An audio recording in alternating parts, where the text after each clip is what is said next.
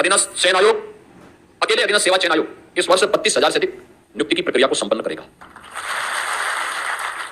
शिक्षा चयन आयोग, इसमें हजारों शिक्षकों की भर्ती की प्रक्रिया इसके माध्यम से संपन्न होनी है।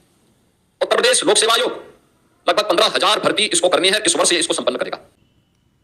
अभी आप सुन रहे थे उत्तर प्रदेश के माननीय मुख्यमंत्री जी को, जो कि इस वित्तीय वर्ष जो कि अप्रैल 2026 से शुरू होकर के मार्च 2027 तक चलेगा, 1.5 लाख भर्तियों की बात कर रहे थे। अलग अलग विभागों में हजारों की संख्या में भर्तियां आने जा रही हैं, जिसमें से अकेले UPSSC यानी उत्तर प्रदेश अधीनस्थ सेवा चयन आयोग के माध्यम से 32,000 से ज़्यादा भर्तियां होंगी, ऐसा उनके द्वारा प्रतिबद्धता जाहिर की गई है। उत्तर प्रदेश लोक सेवा आयोग UPPSC के माध्यम से अगर देखें तो 15,000 से ज़्यादा भर्तियों का जिक्र उन्होंने किया हुआ है।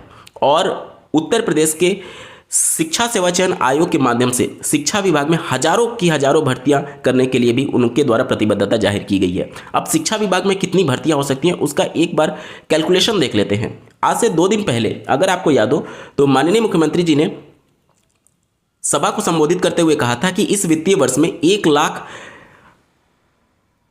उत्तर प्रदेश पुलिस भर्ती एवं प्रोन्नति बोर्ड भर्तियां कंप्लीट कराएगा। 1 लाख भर्तियों की बात उन्होंने कही थी पुलिस विभाग में, ठीक है। तो 1 लाख पुलिस विभाग मान लीजिए, 32,000 UPSSC के माध्यम से आयोजित होने वाली भर्तियों को मान लीजिए, तो 1,32,000 हो गया। UPPSC उत्तर प्रदेश लोक सेवा आयोग के माध्यम से 15,000 भर्तियों की बात की गई है, तो 1,32,000 में 15,000 और जोड़ दीजिए तो 1,47,000 हो गया। 1.5 लाख भर्तियों की बात की जा रही है, 1,47,000 आपका पुलिस विभाग UPSSC और UPPSC को मिलाकर के हो गया। अब अगर अन्य विभागों को इग्नोर भी कर दें और शिक्षा विभाग को अगर इसमें देखें तो 1.5 लाख भर्तियों की बात की गई है, जिसमें से 1,47,000 निकाल दीजिए। जो 3 विभाग हमने बात की, पुलिस विभाग, UPPSC आयोग और UPSSC आयोग, तो शिक्षा विभाग के लिए कितनी बचती है? 1.5 लाख में से 1,47,000 घटाएंगे तो मात्र 3,000 यहां पर बचता है। तो यहां पर इन आंकड़ों को रिप्रेजेंट करने का मेरा मतलब ये था कि मीडिया में क्या बयान दिया जा रहा है या फिर सभा को संबोधित करते हुए क्या चीज़ें कही जा रही हैं उसका कोई खास मतलब नहीं रह जाता, क्योंकि चुनावी वर्ष है। इस तरीके के वादे आपको देखने को मिलेंगे।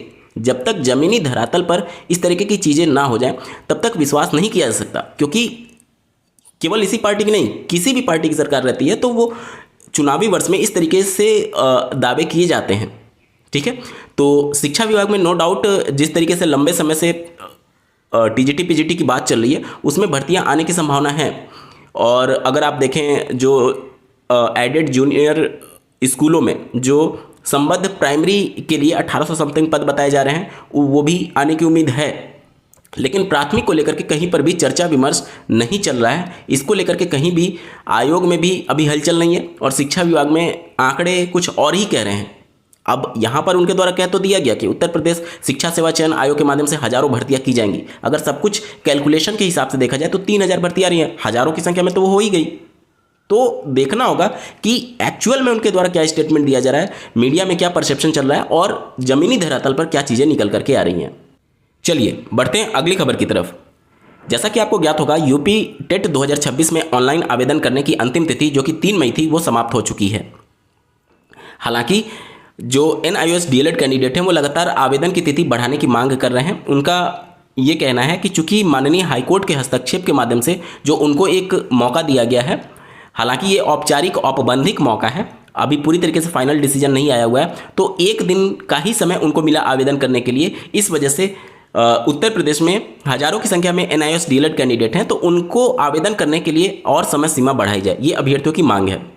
खैर, बात करें टोटल कितने आवेदन हुए हैं तो अंतिम तिथि तक लगभग 15.5 लाख आवेदन अभ्यर्थियों के द्वारा किए जा चुके हैं। एक बार जल्दी से देख लेते हैं। उत्तर प्रदेश शिक्षा सेवा चयन आयोग की ओर से यूपी टेट 2026 ऑनलाइन आवेदन की अंतिम तिथि 3 मई तक बढ़ाए जाने का लाभ प्रदेश के लगभग 50,000 से अधिक ऐसे शिक्षकों को भी मिला जिन्होंने दूरस्थ शिक्षा यानी ODL मोड में DLED किया हुआ है।